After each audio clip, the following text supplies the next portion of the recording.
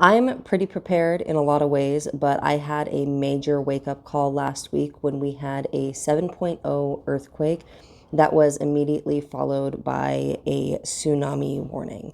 So we went from having a totally normal day to having to evacuate in under 10 minutes.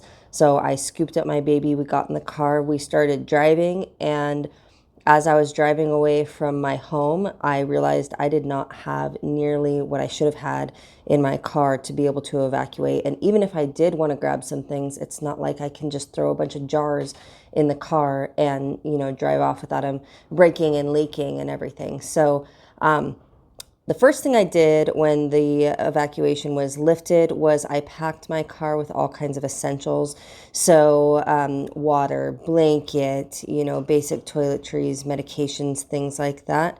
But one thing that I didn't have was homegrown food that I could take with us. So I had some random snacks and stuff, but I didn't have any homegrown food to bring with me. So I reached out to one of my friends and asked if I could pay him to run a couple runs of my homegrown food in his freeze dryer, and he actually offered to rent it to me instead.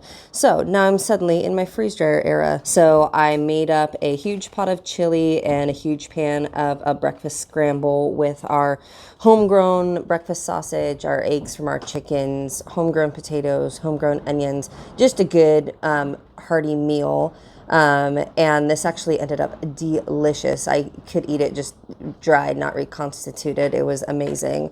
And then the chili is our own homegrown beef, and then beans, homegrown pickled chilies, and homegrown tomatoes. So I got all of those into the freeze dryer. I also made some yogurt bites for the baby, so I just put plain Greek yogurt in a bag and dolloped those onto a tray and popped those in.